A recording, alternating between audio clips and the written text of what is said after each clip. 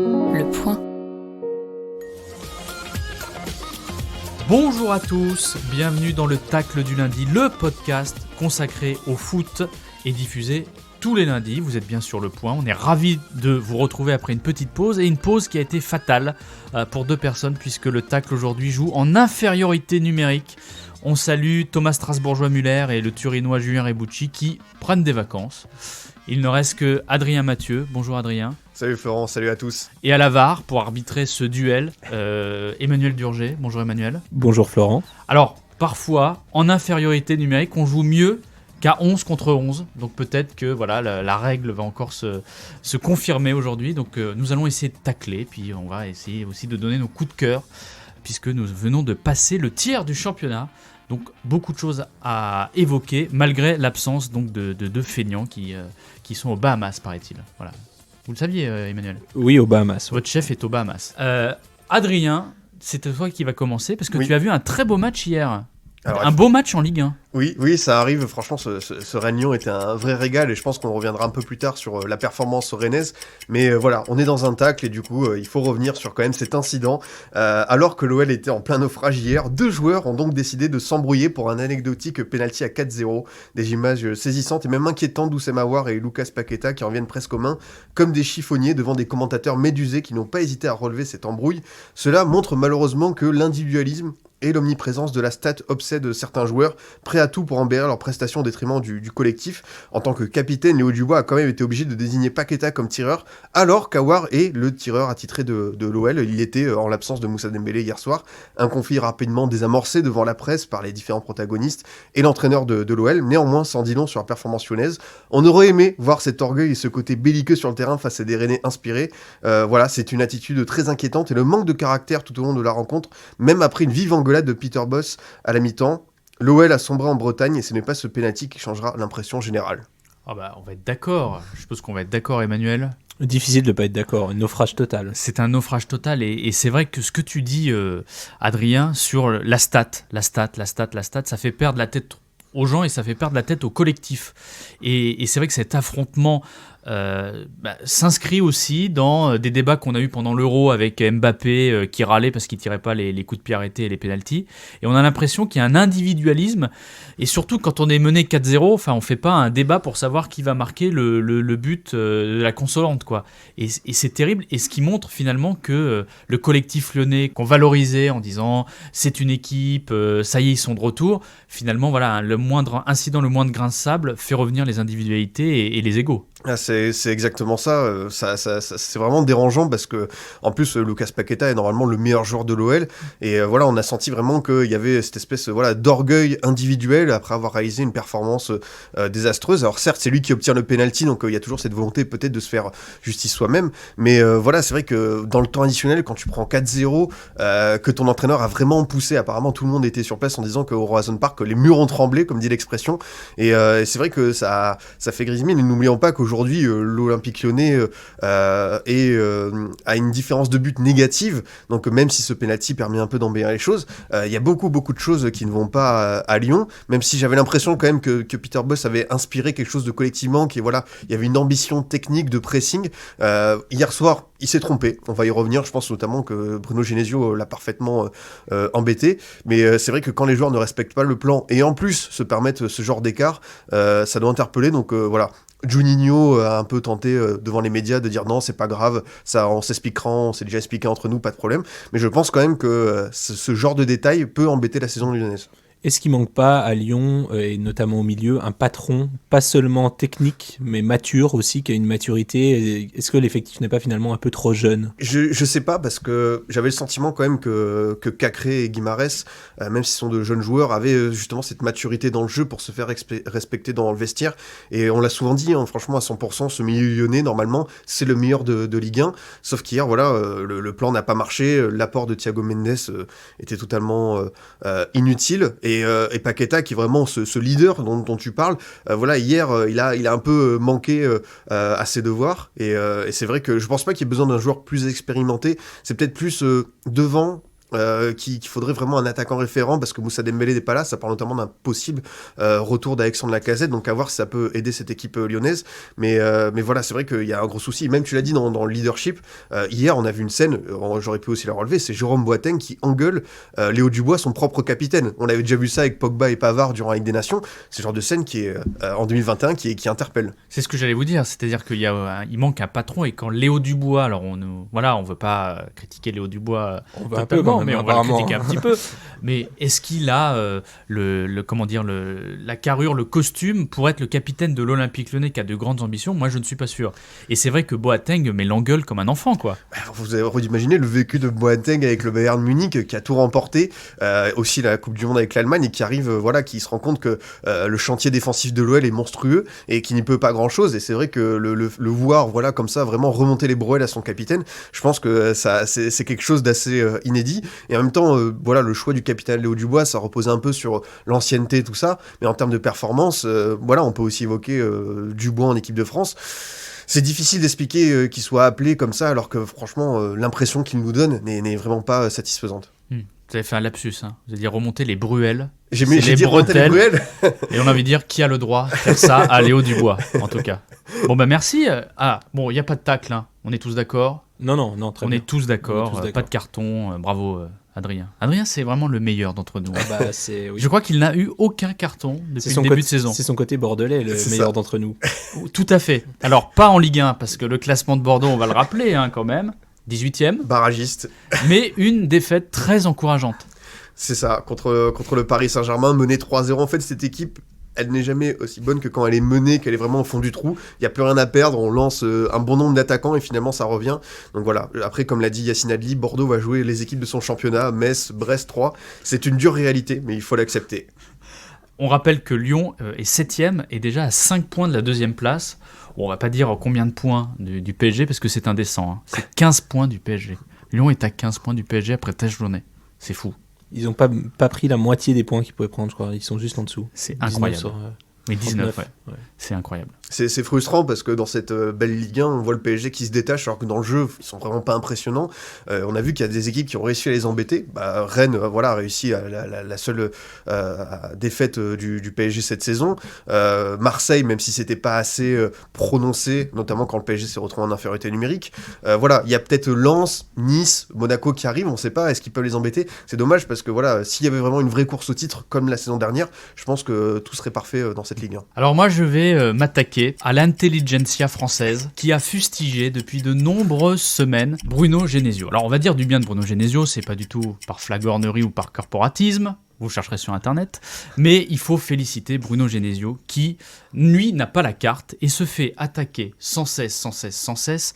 On dit qu'il n'est pas professionnel, que c'est un entraîneur de bas niveau, on le surnomme Pep Genesio pour mieux le discréditer. Or, qu'est-ce qu'on voit depuis qu'il est arrivé à Rennes? Il a redressé ce club qui était en difficulté après le départ de Julien Stéphan. Il gagne contre les gros. Tu l'as dit, Adrien, il a battu le PSG quand même. Hier, il a étouffé Lyon, qui était quand même impressionnant depuis le début de saison. C'est-à-dire qu'il y avait des intermittences, mais au moins ils étaient là. Et tu me donnais une stat, c'est-à-dire que le premier tir lyonnais était aux alentours de la 60e minute. Donc, Bruno Genesio a parfaitement su prendre le là de cette équipe rennaise qui est un candidat, qui est une candidate désormais au podium. Et surtout, Bruno Genesio montre qu'il sait faire contre les gros. On se souvient tous de ces matchs en Ligue des Champions où il avait battu Manchester City. Contre le PSG, il avait toujours posé des problèmes aux Parisiens.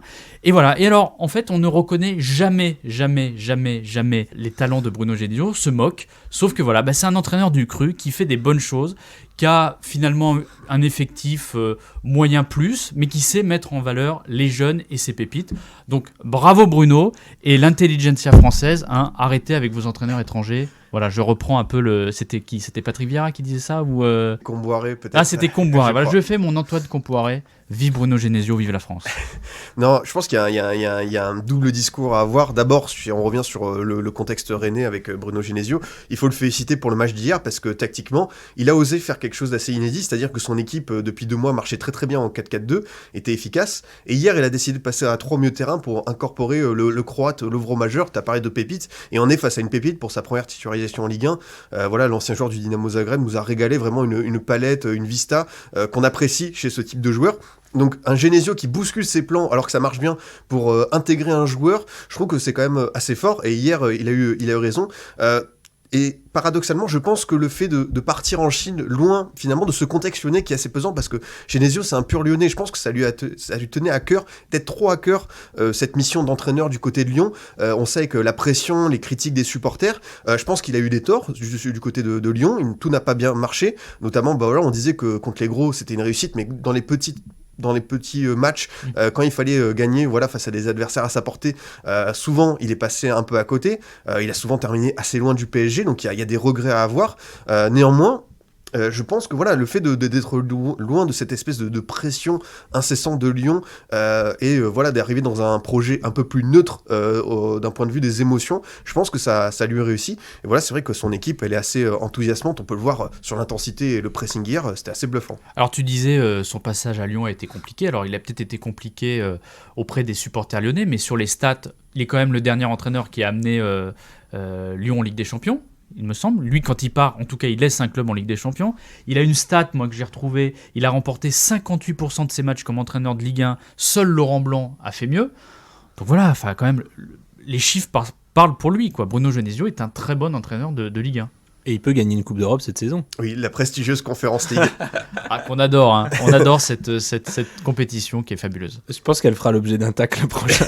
Alors ça dépend si on la gagne, sachant que ça participe aussi à la bonne tenue de notre indice UEFA. Voilà, on a déjà fait mieux cette saison que la saison précédente en point de vue de notre indice UEFA, donc on doit au moins se féliciter de ça.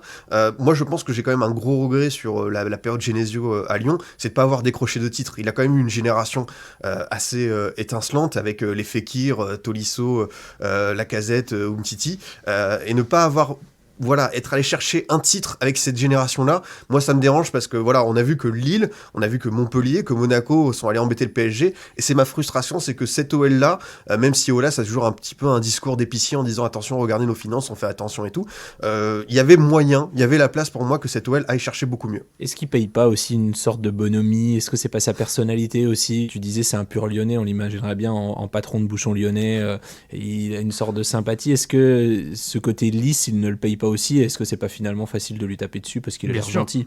Bien sûr. Non mais en plus il y a une hype vraiment là depuis 3-4 saisons presque depuis Marcelo Bielsa, où quand un entraîneur étranger vient en France, il a tout de suite les mérites alors qu'il n'a rien prouvé.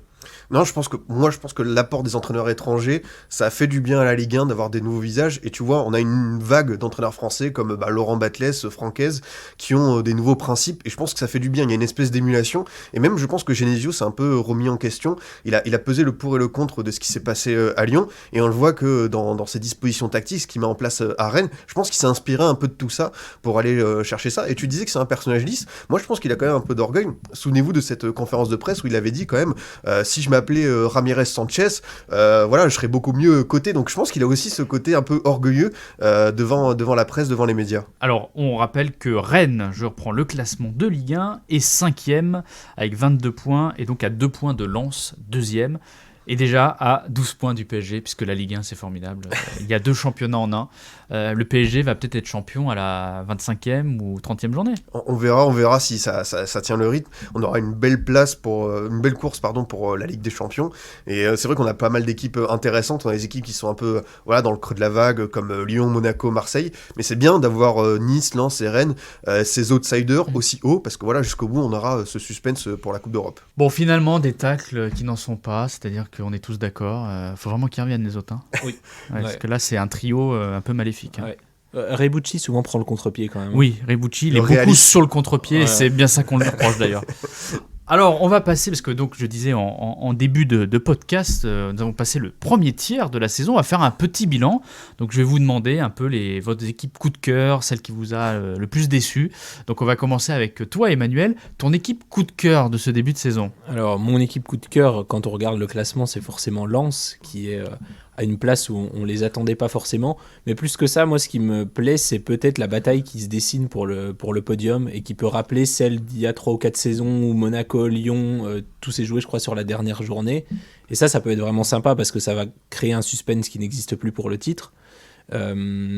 Ça peut aussi avoir le point positif de permettre au PSG de se concentrer davantage sur la Ligue des Champions, même s'ils savent qu'ils vont en prendre plein la figure si jamais ils font un pas de côté en Ligue 1, parce qu'on est toujours là pour leur rappeler qu'on attend beaucoup d'eux aussi en Ligue 1.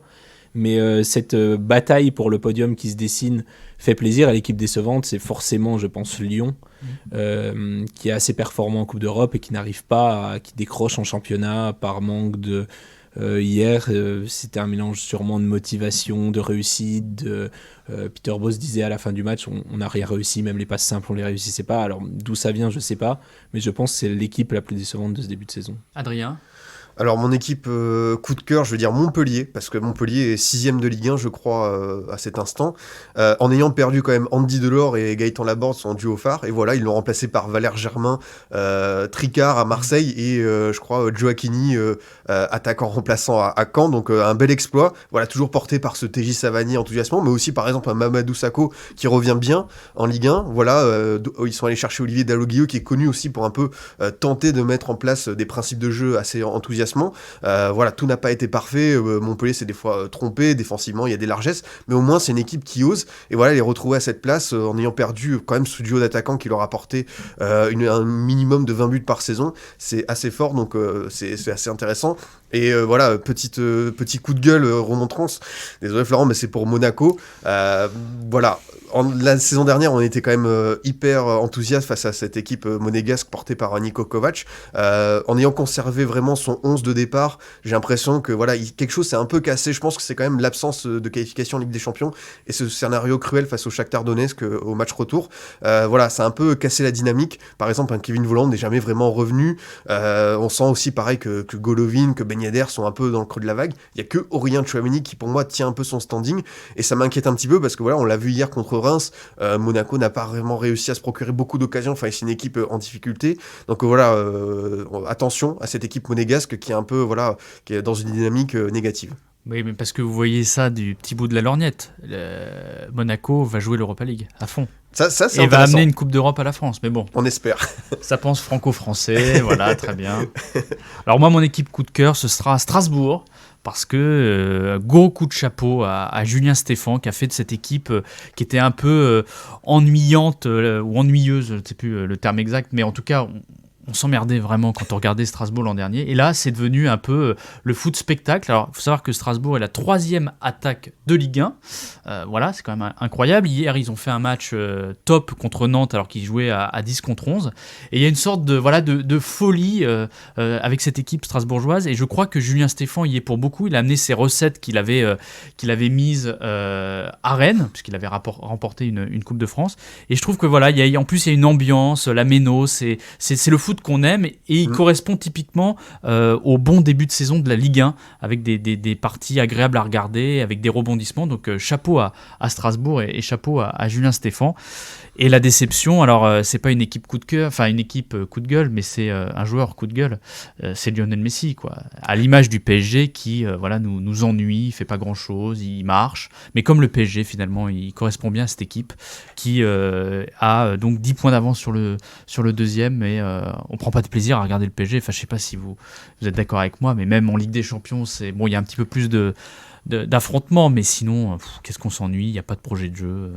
Oui, c'est vrai que le PSG est toujours aussi inquiétant et on a le sentiment que Mauricio Pochettino attend peut-être le retour de Ramos pour enfin basculer à une défense à 3 et faire jouer Hakimi et Nuno Mendes un peu plus haut, un système que tout le monde pense être le meilleur pour l'état actuel, mais on ne sait pas quand est-ce que Sergio Ramos va revenir parce que ça fait un mois que le retour est décalé d'une semaine. Les informations sont assez inquiétantes du côté du staff médical et on se dit que finalement Florentino Pérez a eu raison de ne pas le prolonger. C'est vrai que Lionel Messi, on a l'impression que la Ligue 1, c'est pas que ça l'intéresse pas vraiment, mais voilà, ça le prépare plus à être en forme avec l'Argentine pour ses matchs internationaux. Et en Ligue des Champions, voilà, il met un peu le bleu de chauffe. Il est déjà à 3 buts avec ce superbe but contre Manchester City. C'est un peu le seul éclat de magie qu'on a eu à présent. Et c'est un peu décevant parce que voilà, on aimerait voir Lionel Messi galvaniser un peu à fond en Ligue 1. Et puis, il faut voir quand même le classement des buteurs. Parmi les 6 premiers buteurs de Ligue 1, il n'y a aucun joueur du PSG. Voilà, c'est dominé par Gaëtan Laborde, Jonathan David, Andy Delors, Diallo de Strasbourg, Bayo de Clermont et Cazerie de Saint-Etienne. Il n'y a pas de joueur du PSG. Ils ont eu un peu de mal, ils ont eu quelques blessures. On sait que Neymar, c'est assez dur pour lui maintenant d'enchaîner. Je pense que Kylian Mbappé va revenir dans ce top 5 buteurs assez rapidement, je ne m'en fais pas. Mais c'est bien aussi d'avoir, tu vois, des individualités comme ça qui se détachent. Cazerie quand Saint-Etienne est au fond du trou, Bayo en tant que promu, c'est bien, ça participe un peu à cette émulation générale. Mais est-ce que c'est pas finalement positif tout cela, parce qu'on sait que le PSG a un petit coup de mou en février-mars d'habitude, au moment où on les attend en Ligue des Champions, et que ça a souvent coincé à ce moment-là. Est-ce que là, finalement, ils sont pas en train de gérer, ils sont pas en forme trop tôt, et pourtant, ils surdominent le classement de la Ligue 1 ? Est-ce que on peut pas avoir une bonne surprise cet hiver avec une équipe qui est au point, finalement ? Non, mais la question de la forme, ok, mais il y a la question de niveau de jeu aussi, et de stratégie, de tactique. Or là, qui peut dire comment le PSG joue ? Enfin, c'est illisible. Et pour être prêt en février, mars, avril, il faut faire ses gammes aujourd'hui. Et on a l'impression que Pochettino, il tâtonne, un coup il joue comme ça, un coup il joue... Voilà, et c'est compliqué, quoi. On ne voit pas les progrès au bout de 10 mois. Et voilà, on aura un premier élément de réponse, je pense, avec le retour contre Manchester City. Quand on voit voilà, la dynamique actuelle des Citizens, c'est assez perturbant. Et n'oublions pas que le PSG est passé deuxième de son groupe et du coup s'expose à un huitième de finale contre un Bayern et un Liverpool au début du printemps. Et là, attention, parce que ça va les attendre au tournant. Et vu la dynamique, moi, je ne suis pas hyper rassuré dans la perspective de la Ligue des Champions. Un petit mot sur Saint-Etienne. Quelle est cette équipe ? On la connaît pas. Évidemment. Qu'est-ce qui se passe à Saint-Etienne ? Moi qui regarde ça d'un peu loin, c'est quand même...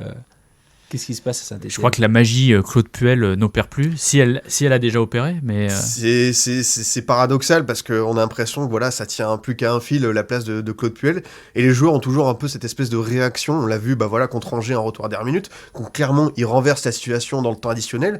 Je sais pas comment ça peut se terminer, parce que voilà, il y a toujours la perspective d'un rachat. On a l'impression que ça dure depuis au moins 2-3 ans. Le club est à vendre et il ne trouve toujours pas preneur. Donc voilà, c'est vrai que peut-être pour les joueurs, c'est difficile mentalement de se projeter, de continuer à voilà, être mentalement présent dans cette équipe. Je sais pas comment ça peut tenir, mais au moins voilà, il y a cette première victoire ce week-end, donc à voir si ça peut découler sur quelque chose de positif. Moi je suis quand même très très inquiet pour cette équipe. Moi aussi, ouais, je suis inquiet. Je pense qu'ils vont s'en sortir parce qu'il y a plus faible qu'eux. Metz, Brest, Reims, Troyes, voilà, Troyes, il y a beaucoup d'envie, mais on connaît Troyes, c'est-à-dire que c'est l'ascenseur, il y a beaucoup d'envie, joue bien, mais finalement à la fin c'est raté, quoi. Donc voilà, et Saint-Etienne quand même, Claude Puel, il va être peut-être en mission commando si on le débranche pas avant et qu'il y a il y a une porte de sortie qui est possible. Bon finalement on n'a pas besoin d'eux. Hein. Non. Votez sur les réseaux sociaux. Doivent-ils revenir ? Nous lançons notre première émission de télé-réalité, notre podcast de télé-réalité. On va passer bien évidemment au prono. 2 minutes de bonheur en plus. Alors, plus de Ligue 1 pendant 15 jours, parce que le retour de l'équipe de France. Alors, qu'est-ce qu'on aime cette équipe de France ? On est enthousiaste. On est enthousiaste, surtout qu'il y a un France-Kazakhstan, voilà, qui s'annonce au Parc des Princes. Ça peut être la seule chose bien de ce match, c'est que ça se joue au Parc des Princes. Donc un petit prono, sachant que si la France gagne, la France est qualifiée pour la Coupe du Monde au Qatar, dont on a hâte d'assister à cette Coupe du Monde. 4-0. 4-0 pour toi Emmanuel. 3-1. 3-1. Et moi je dis 5-1 avec un triplé de Karim Benzema. C'est un but de Vinokourov pour le Kazakhstan. Oh, c'est le passionné de cyclisme qui nous parle. Quelle est la capitale du Kazakhstan ? Astana. Bravo. L'équipe cycliste, ouais, c'est vrai. Non mais faites croire que vous avez lu des livres quand même. Ne faites pas du sportif quoi. Voilà, merci beaucoup à tous les deux d'avoir été présents. Merci. On salue Thomas et Julien qui sont donc aux Bahamas, on le rappelle, hein, ça paye bien au point, ensemble, voilà. Leur famille vont être surprises. Passez une excellente semaine et on se retrouve lundi prochain. Salut. Le point.